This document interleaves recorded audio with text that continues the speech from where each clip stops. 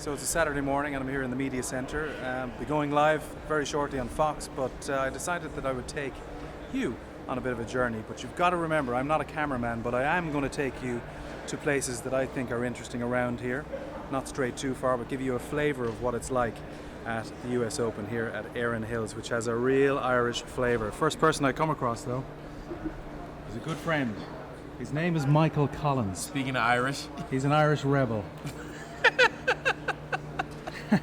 half Irish. Works for ESPN and delivers amazing content. Have a little bit of fun. Tells great stories and shines a light on what's going on behind the scenes. Former caddy. 10 years as a PGA Tour caddy. Before that, 20 years as stand-up comedian. And this is all true. Yeah, I've never had a job. So the comedian to caddy happened because I honestly don't know why it happened. It was or just the journey that I was doing stand-up comedy and happened to be at a PGA Tour event, met some players and started booking comedy wherever the tour was going to be, and the next thing I knew I was carrying a 35-pound golf bag around 7 miles. So who have you caddied for?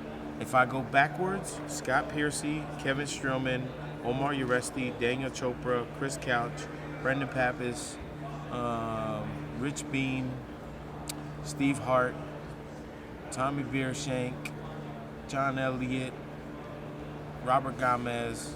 Wow. Yeah, a bunch of guys. Bay Hill, 1990.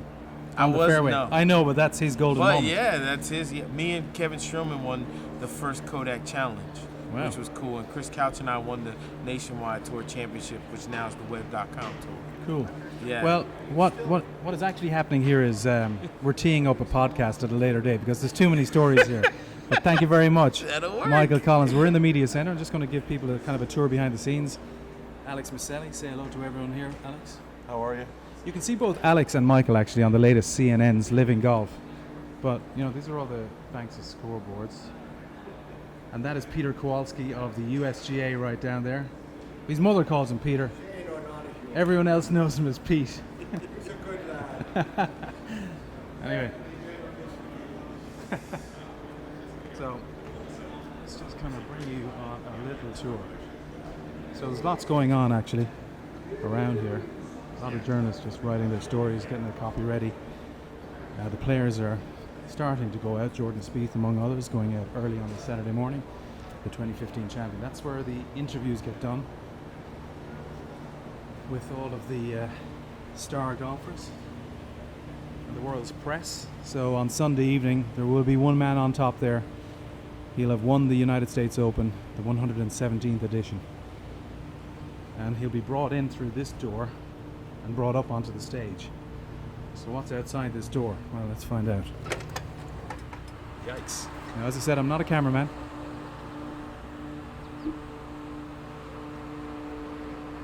Well, that is the range right there. Players making their way to the tee. Martin Laird actually is the guy just over there, just walking from the practice range. David Livingston, the face of Sky Sports, that's his little position down here.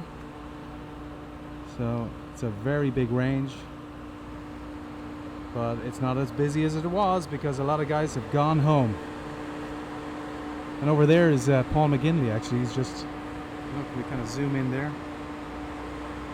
There's Paul McGinley, the Ryder Cup captain at Glen Eagles in 2014.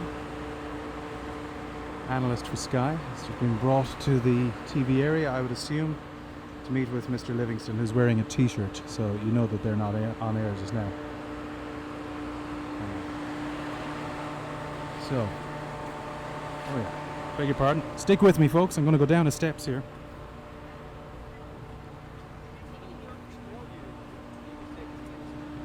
Yeah. I'm going to leave those two guys out. I'm going to continue this way. So thank you for sticking with me as I try and tell a little bit of a story behind the scenes here at the US Open. So it's a big space. It's 650 acres or something like that. Inside the ropes, if you're going walking the course, it's going to take you on an 8-mile journey, which is a lot of exercise. How you doing, folks? Hi. Uh-oh. So, tented area at the Players' Hospitality is down there between those barns and what have you. Golf Channel are up there doing a lot of their coverage and studio analysis.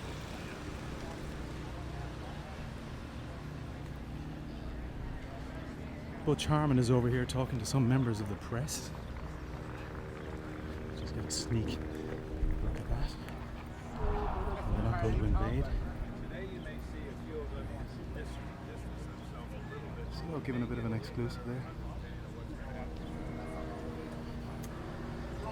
Here is my home for the week. This is the Fox Studio.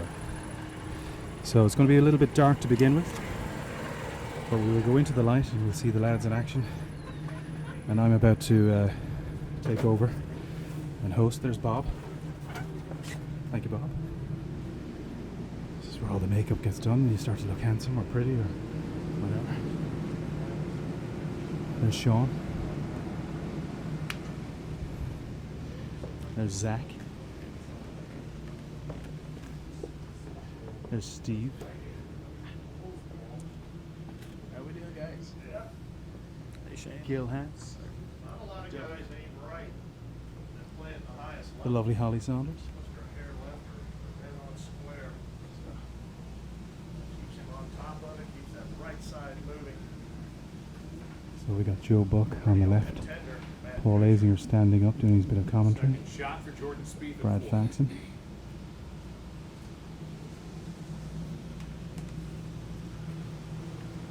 Right in the front. Only 114 yards. Expecting that to come back. What was that? Then Lawson Garden.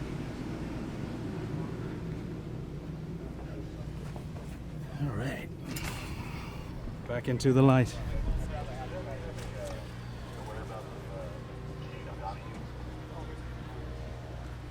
How are you, Aaron?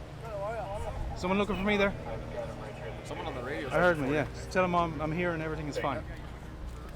So I'm about to go live, you see, in a few minutes, so people are worrying where I am.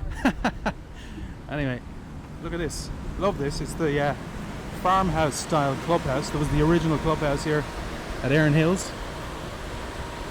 And, you know, they created it in that style of the old Wisconsin farmhouses. But it was built by the original owner, Bob Lang.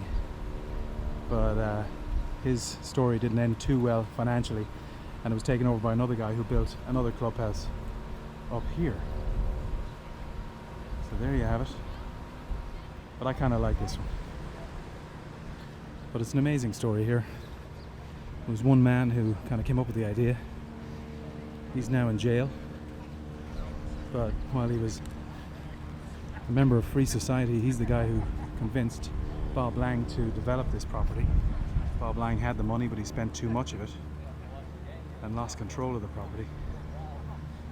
But it's kind of like a movie script, really. Oh, here you go. Here's Patrick Reed. How you doing, Patrick? Friendly fella. Well, he's in the zone, let's be honest. Let's respect the competitor. There's Martin Laird. So they're all warming up for their round 3, and just up behind them is the first tee here at Erin Hills. So it's all happening.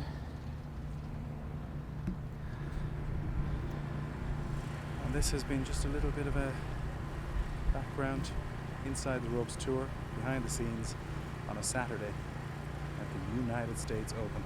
And it's just fantastic to be here, and I hope you got something out of that. And thank you for putting up with my very amateur cameraman skills, but